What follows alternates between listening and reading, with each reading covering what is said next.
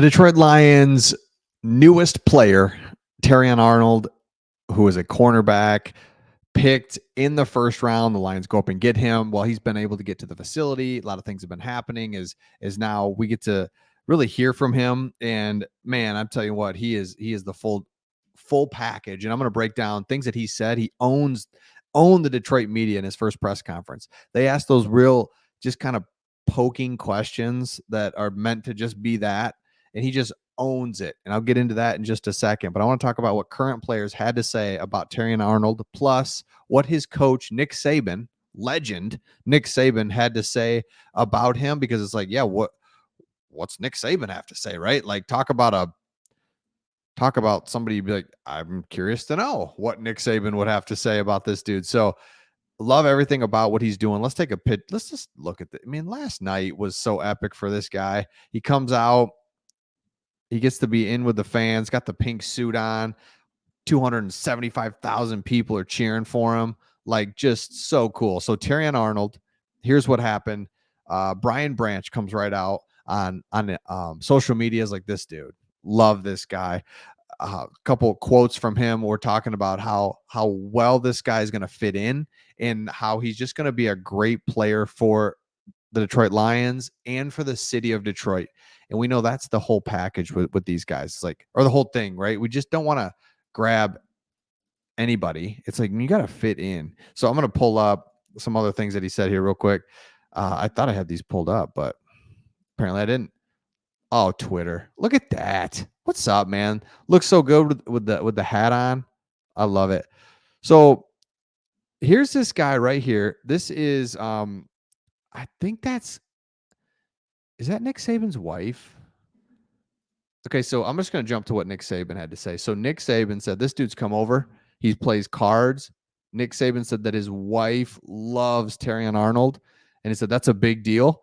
And all the guys he's coached, he absolutely loves this guy. And he was so pumped up and like fired up to see that he was drafted.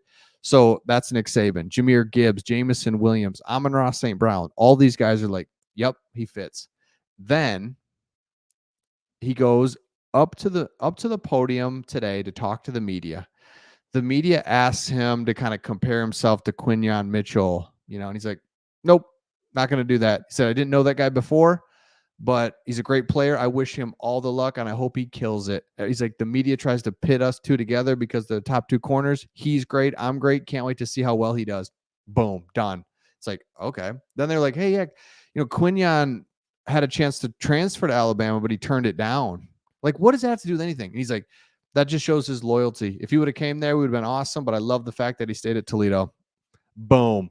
And he's just like, one after another, he's knocking down these questions from our media that I just love. So the guy, we know about the on-field, but when you talk about, I mean, these are real human beings coming into the locker room, practice facility, training, being around, being in the community, microphone in their face. And so to see him dominate that, all those areas from the start, first thing, I mean, the guy walks out on stage, just grabs the mic, and you're like, oh, geez, this guy is going to be an idiot. No, he's like, what's up, Detroit? I'm home. And you're like, yes, you are, Terrion. You are home.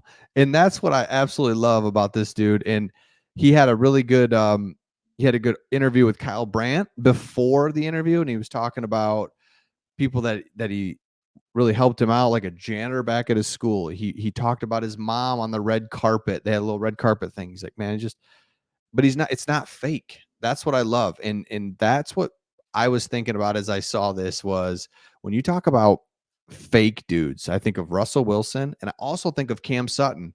Cam Sutton talked too much, and something was off with that guy. I love to see Tayon Arnold. He's not fake. He's real. He's to the point, and he's just like, dude, I saw that the Detroit Lions moved up for me. Means the world. I've got a chip on my shoulder. I'm going to go even harder. He said that he went to Amon-Ra St. Brown. He said, let's go get on the jugs machine. It's like, oh, first of all, you don't want to be messing with Amon-Ra, because Amon-Ra will stay out there forever, right? Dude, can you imagine that? Like, young Tayon Arnold's like, hey, man, let's do this. And Amon-Ra's like, dude, you have no idea. I will stay out here forever. my hands will bleed before I leave. So this guy's the full package. So I just think to myself, man, the Lions had to do this. They give up a third round pick for this. Essentially, you give up a third round pick, obviously in a first round here. So a third round, a first round, and another third round to get Carlton Davis. So you've got two starting corners. You've got a Meek Robertson. You've got what's his name? Help me in the comments. That is out because of his ACL. The guy we got from San Francisco that had like one play and then hurt himself. So he's coming back too. I cannot think of his name. Help me in the comments. Oh my gosh. Everyone's just put it. Even if someone else does. Let's see how many we can put in there if you know it. Corner, 49ers. We get him last year. He's hurt. He comes back, hurts his. Oh my gosh. All right. Put in the comments.